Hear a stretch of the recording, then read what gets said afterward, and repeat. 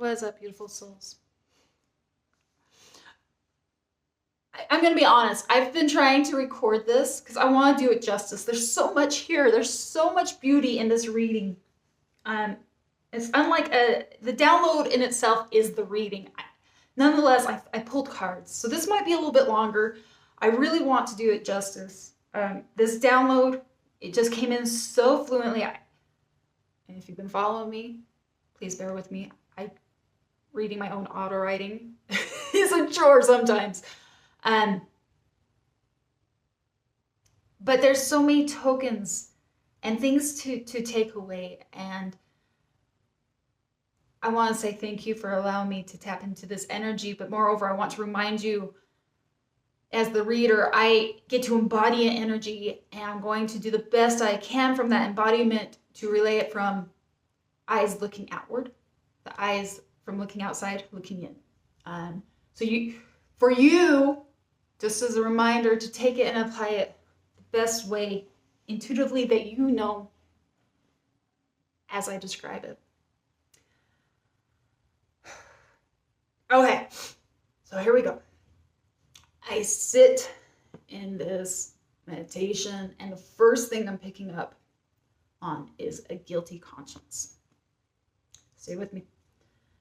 It is this feeling of you get what's coming to you. And I feel there's a lot of self-justification for any actions that you have put forth. What's interesting about this is you are justifying there is another energy that's pulling here that is a guilty consciousness, or this recognition that you're not completely innocent in this equation either. There is maybe a little bit of remorse, but it's there's a butting of heads of this energy of deep down what you really feel versus, I think they're both deeply embedded, but there's this conflicting energy, feeling justified in your actions, but also a recognition of it takes two to tango. And what a mature place to be in, right? But you're battling this soul, this essence is battling it. I want to say this reading immediately to begin. I feel like it's very karmic. I think that people don't really understand what karma really means in full essence. I think a lot of times people think it's about the other person getting what's coming to them, when really, as we're all intertwined, right? And there's an interconnection. As much as it's about them getting what's coming to them, it's about what's coming to you as well, right? Good or bad. Karma doesn't have to be only drifted to one place. So this is the energy I'm getting. I continue to sit with this energy, and I feel like at the essence of who I'm reading, it's a nurturer. It's an aura of divine love, the essence that is who you are.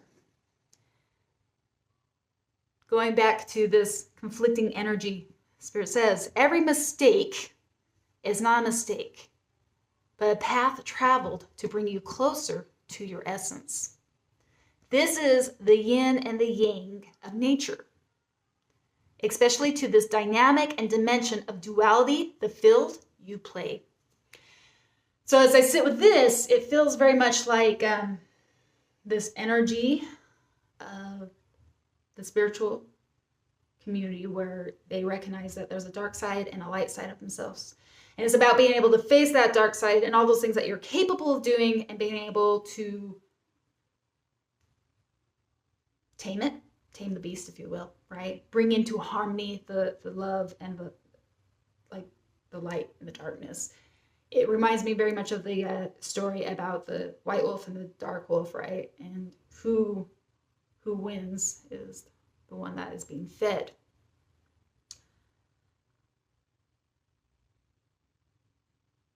But going back, here's this conflicting energy. I feel like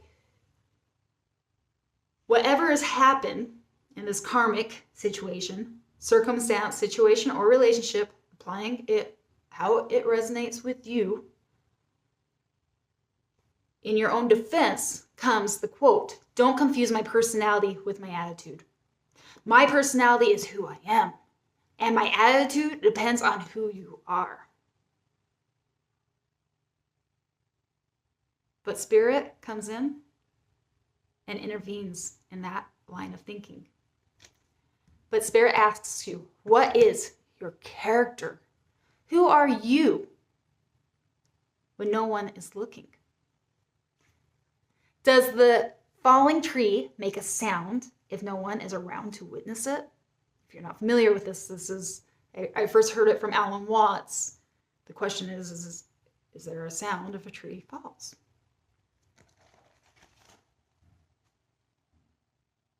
What a philosophical question for an intrigued mind. But it's only an aspect of the mind. We say, if you want to play in this field of mind, or I don't really know why I said there, in this aspect of mind, look at it from a quantum mechanics stance. Even those molecules and atoms are interconnected with the pinpoint aspect of what is. Jeez Louise, I wish I could read that. What that is the divine. What we are trying to say, so let me ring, because this is also coming in, it came in visually, and it hit me so hard. It was like, yeah, we play from the human mind in these philosophical questions. You know, does the tree fall? If the tree falls, does anybody hear it? If nobody's around to witness it, does it make a sound? But in that moment, I felt like, what a human, in the way they delivered it to me, it was like, what a human thing to think. For the mind to be intrigued and to inquisitive about that. But that's us being so limited, right? Because what they share next explains a lot. But it's like those molecules and atoms are interconnected with the pinpoint aspects of what is the divine. What we are trying to say, this is much deeper than what you think you perceive. For not a thing is missed in the divine's eyes. For even that is the divinity of what is being created. Going back to what limited thinking we are to think about that, even the tree falling in itself is the divine. The atoms and molecules that I'm creative, that tree is creative, you're creative, is the aspect that of the light, of the divinity of what we are. So, even to that of the quantum mechanics, when you focus on an atom, you immediately change its course of path. I don't know if maybe you guys are familiar with that, but literally in quantum mechanics, the moment you observe an atom, you alter its path it was originally, or course of action, or its vibration, just by focusing, by observing the atom, you've altered its reaction. This is not like that of your mind, like the tree pointed out earlier. This is that of consciousness, the essence of what you are. Not one thing goes amiss. The consciousness, and that goes back, so not one thing's missed. So even the tree falling, the divine is watching, right? Only the human that wasn't there to observe it would think is limiting. I just feel like I have to clarify that because of the way the download came in. The consciousness that has brought it to life not only sees, but is manifested through who? Through you? Do you think you're only human? No, now you remember. Isn't it easy in this field to forget? You intuitively know this too. That's why you came to play. The game you gain. So, this was interesting. So I wrote game. So they're using the analogy of a game, but I wrote game, but they were saying you came to level up. Ascend is the name of this game. But first, you must acknowledge all is real. divine, even that of what is ugly. If you are going to win this match, now is the time to embrace both that of the light and darkness. All that you keep hidden is not. Remember and wake to this consciousness. Not only will this permit you the ability to accept, it will give you comfort to know you are not alone. Thus, in this download, again, to intervene, what you think is unseen is not. Everything is being witnessed. Don't you know? Or at least we want to remind you. You have a team right here, watching, cheering, and ready to lead you to the next move on your journey. But first, you must embrace this beautiful fact. For it's, and then they gave me kind of a, like if you're familiar with the Akashic records, or it's like the Akashic records, and then they gave me an analogy. It's going to help you determine the next roll of the dice, the next move that you make. But first you must accept that nothing, it goes without being seen or witnessed, like that of the tree. And it's an offer of finding comfort to know that even in your trials, you're not alone. I feel like I'm being called back to remember also that every mistake is not a mistake, but a path traveled to bring you closer to your essence. This is the yin and the yang of the nature, especially to this dynamic and dimension of duality, the field you play on, the game board. You are so loved. We would like to remind you the feelings of shame, guilt, and fear are nothing more than a compass that's instilled in the soul to help direct you.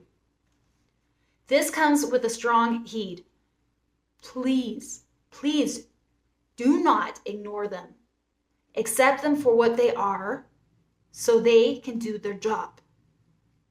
We promise you, from the tree that falls to the overwhelming emotions you fear, it's all temporary, but with a much more profound impact to that which is bigger than you can imagine, but that which you are a part of. You haven't seen anything yet. Your life is at the pinnacle of true blossoming. But remember, the only way to is through. And then they gave me the image of the lotus, right? The lotus cannot bloom without the mud, without the dark, slimy, yucky, heavy shit. There is nothing to fear but fear itself. You are so loved and so supportive. Woo, that right there is a message. But I went ahead and I pulled some cards and I continued with this and I continued the meditation. And if that's not enough, then let's get to what Derek has to say. We have an immediate energy that comes up with the Eight of Cups. What's interesting, let me just tell you really quick. My son got me some new cards for Christmas. Merry Christmas, or whatever else you celebrate that gets you closer to love. We'll leave it at that. But in meditating and clearing the energies, I'm seeing new aspects to these cards that I've never seen before. Our underlying energy comes with the Eight of Cups. What's interesting about, well, let me just say, these cards, it's the foil, and they are super slippery. They're hard to shuffle. But that being said, this card slid down under the underlying energy and exposed the next card that was underneath it, which is the Six of Swords in reverse. It feels like that same energy of that conflicting energy of there's blood on your hands, accepting the wrongdoings, or taking accountability, or else self-justification. What's interesting about this dynamic is about walking away or moving to calmer waters, right? So in the Eight of Cups, which I feel like Do I stay? Do I go? This karmic cycle of situations, circumstances, or relationships. Water in itself is emotion, right? So we have the Six of Swords. Do I move to calmer waters, which is emotion? Cups are also emotion. This underlining energy of, I feel like there's a part of you that feels like, yes, I need to move forward. This no longer serves me. But the stagnant of, maybe there's comfortableness where you are. The Six of Swords in reverse of not wanting to move forward. Maybe, and that is coming to me, maybe feeling like there's not closure, or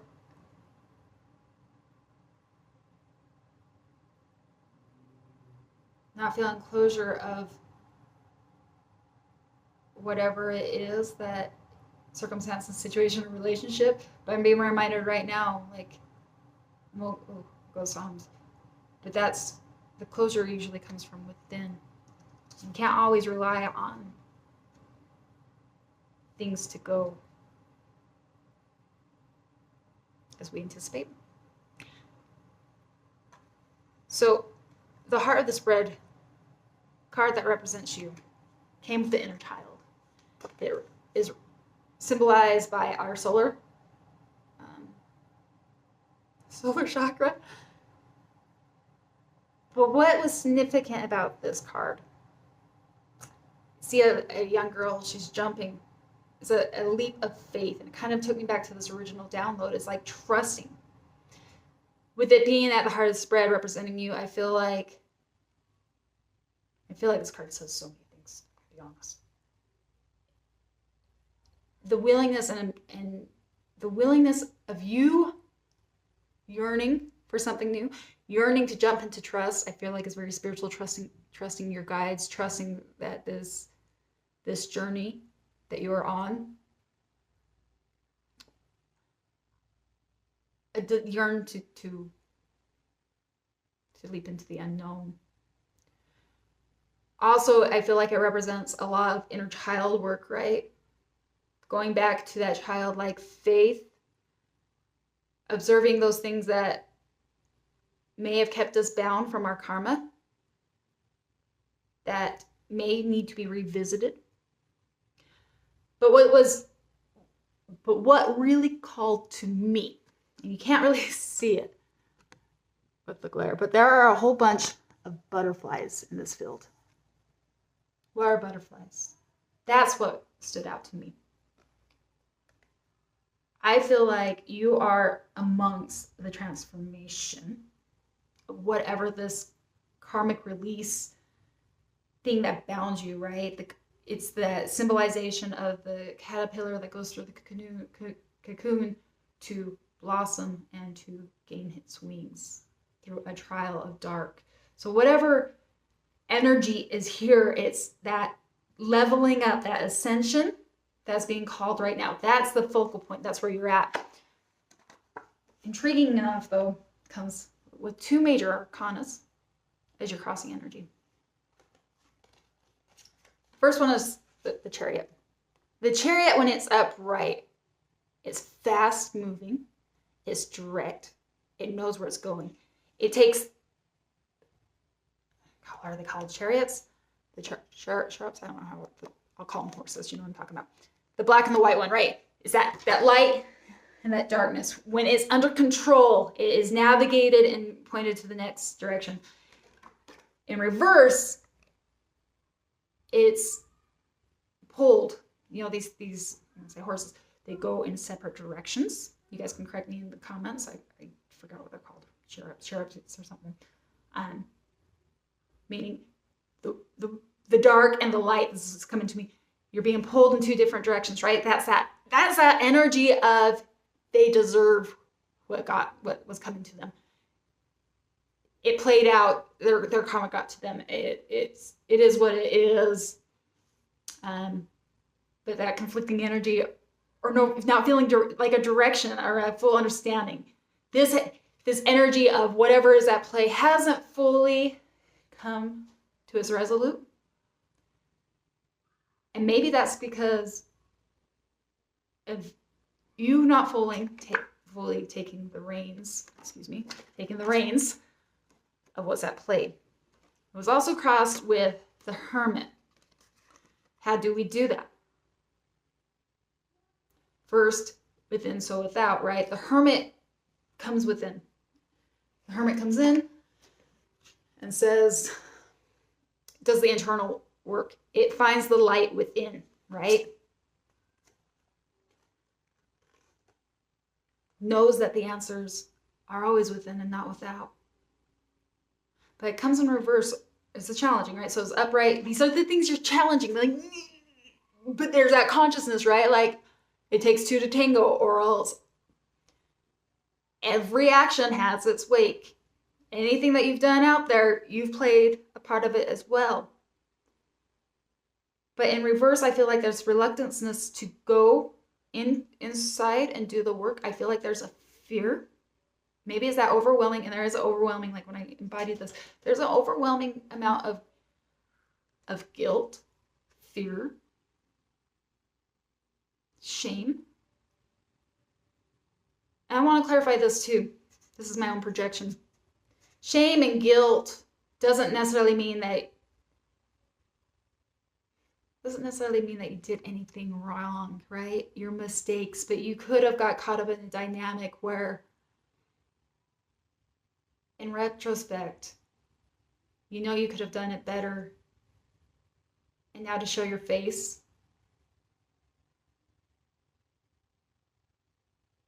you may feel a little embarrassed. So it doesn't have to necessarily be, again, these energies are universal. They can manifest in different ways. So apply it the best way it knows you can.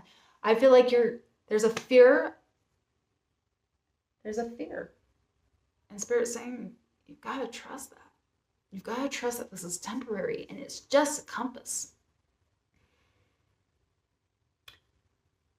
So what do you feel like the problem is? From your point of view, where you're standing, right? It's more conflicting energy. Comes with a 5 of Cups in reverse, right? I feel like you're saying, okay, I'm moving on. I'm ready to move on to something a bit better. I know that there's something else out there. But there's this, I feel like you're also holding on to it because you haven't moved on. And there's this deception. It's the 7 of Swords, right? There's this deception, lying,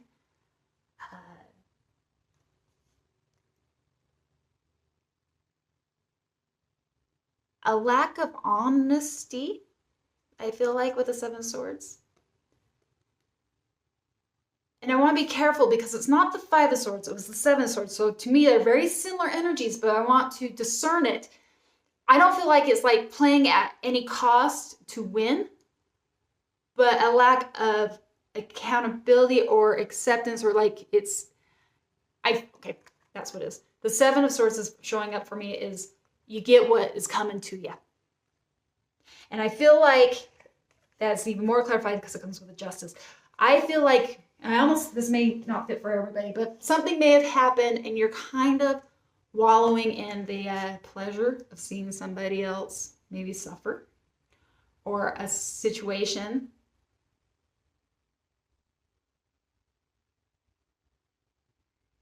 is a little bit of a darker energy. It's kind of like you got what was coming to you, right? Somebody did you bad and they got played. What was interesting though, when I saw this dynamic, I feel like comes with a strong reminder.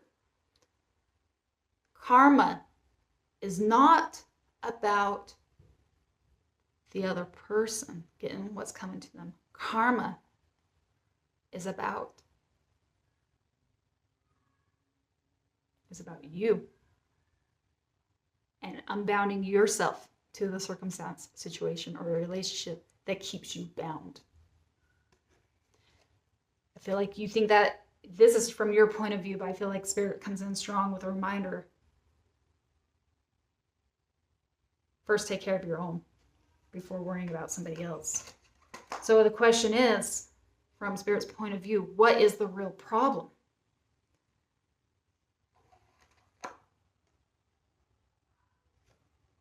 Comes with the Devil in reverse.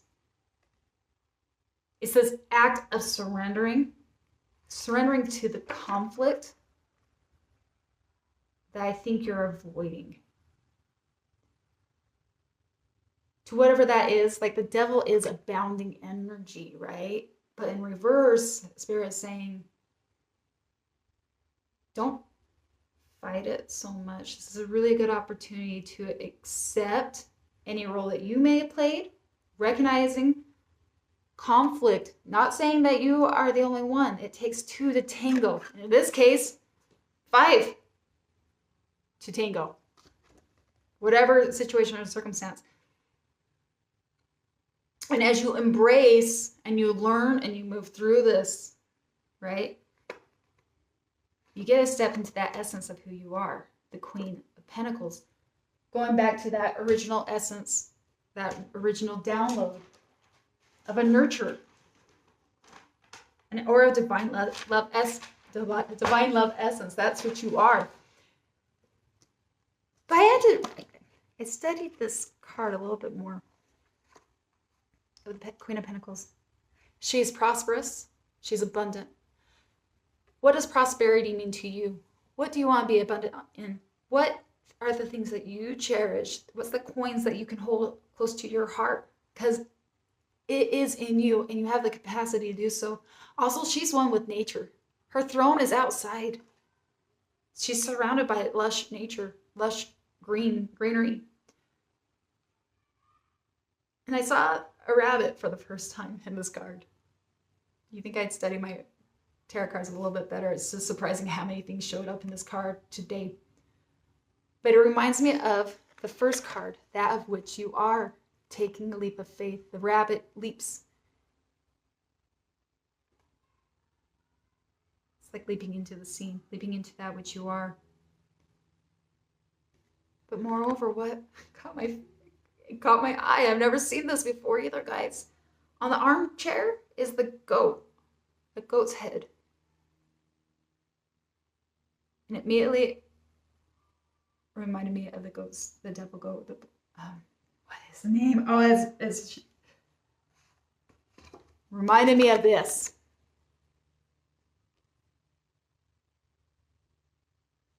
Taming that dark and that light within you and feeding the wolf that's going to win. That is what you came here to master and to break karmic bonds, the things that bound you, so you can become liberated. And you're fully capable of doing that. That's where we're at. This is a longer reading, and I'm sorry, guys, just bear with me. So what is the guidance from Spirit? It comes with the 10 of Cups. But again, I read this card in so many fashions. Cups, the 10 of Cups is like your overall feeling of emotional fulfillment, but I'm reading it so much more than that. It's like the family.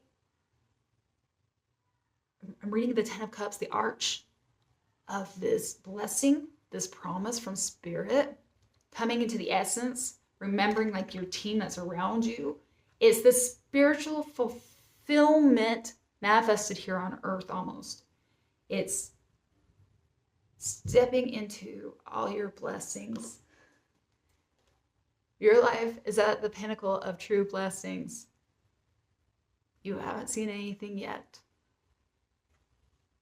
I think there's so much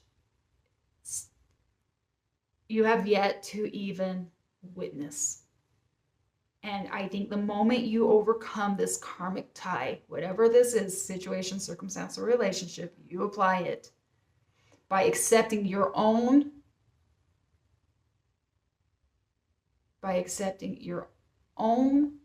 actions and self-correcting so that it doesn't repeat itself. It's what's going to unlock the next extension, the next game, the next thing in your life. But you're going to have to surrender all that.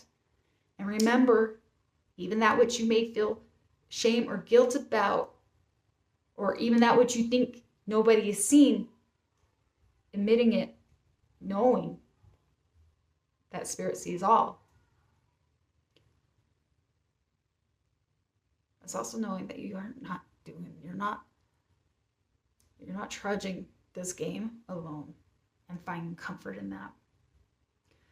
So what's the potential outcome? Now, when I read this last category, it, depending on the cards and how it shows up, really kind of tells me the self-trajectory that the reader's at and what you need to hear. The potential outcomes comes with a death.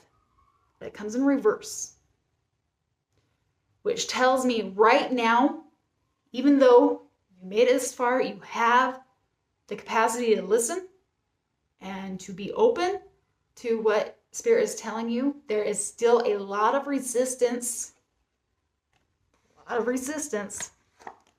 in accepting the change. A lot of resistance accepting the change. Do I walk away? How much of me is accountable versus what these other people did? And that's the true secret, right? Is knowing what you can, how you play a role and what you can do. But I think, again, there's a lot of fear. There's a lot of heavier vibrations when you go into this kind of transformation.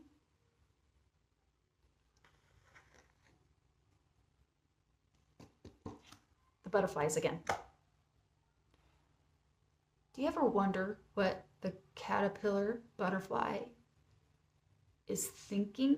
Is it in a state of unconsciousness when it's in the cocoon? It's not dead. It's in a metaphorus. It's transforming. Metaphorus. Metaphor. I can't remember. Bear with me. It's. What's interesting is I say the cocoon is like the tree that's falling. Just because we're not in the cocoon doesn't mean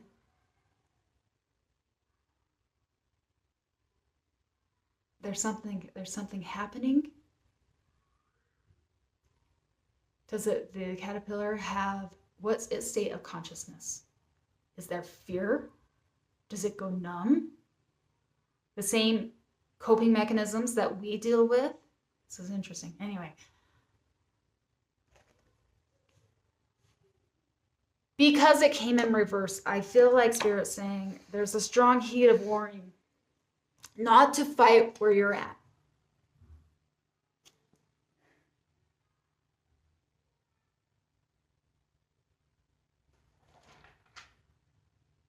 You are so loved. We love to remind you. Feelings of shame, guilt, fear are nothing more than a compass instilled in the soul to help direct you. This is what I feel like this card is saying.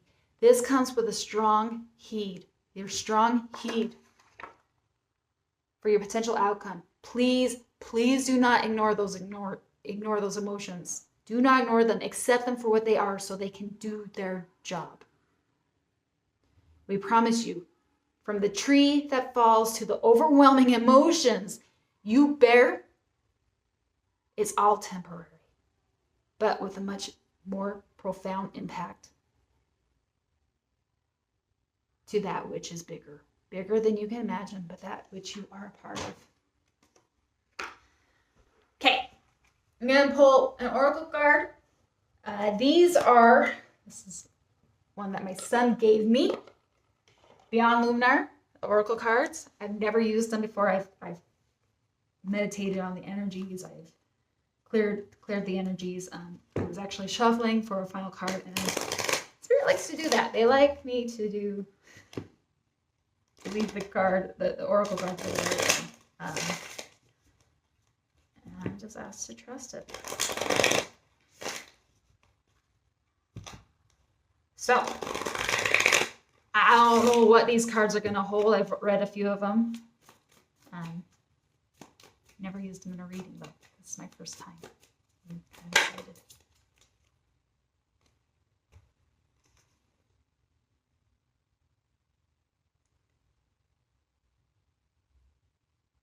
Well, she's pointing to her heart chakra. I'll let you guys look at the picture while I read it. Oh my gosh, I haven't read it. Home, home, home.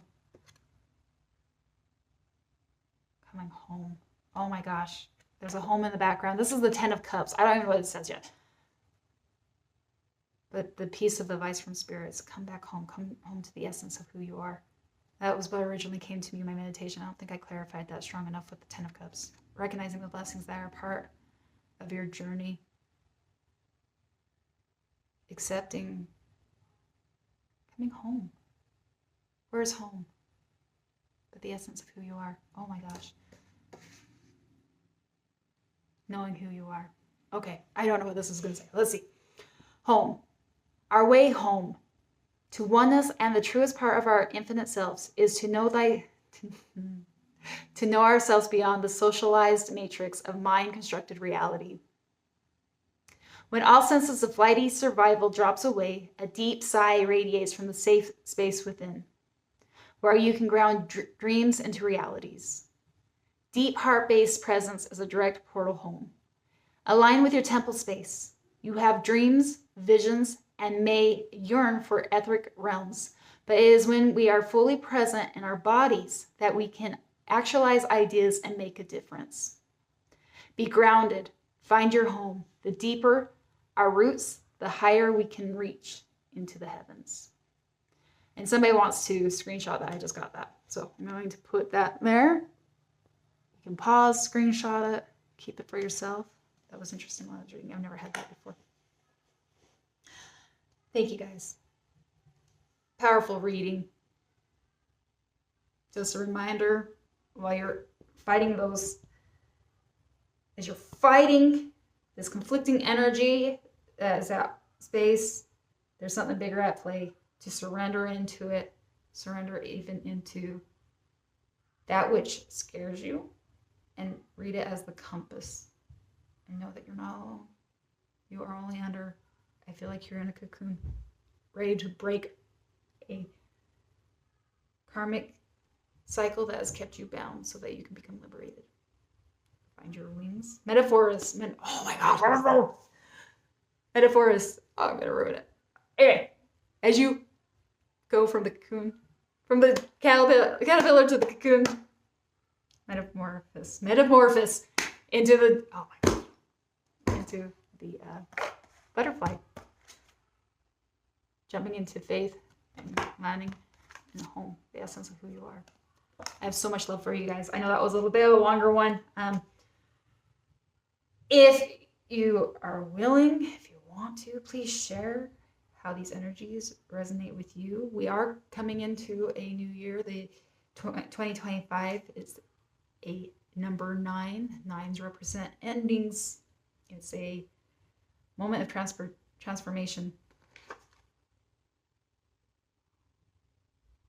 And I'm just going to clarify the death in reverse. The emotions are real. They can be overwhelming, but to trust into it. There's something bigger at play. And until next time, thank you for bearing with me if you made it this far. I love you guys so much. So much. As always, namaste. Until next time.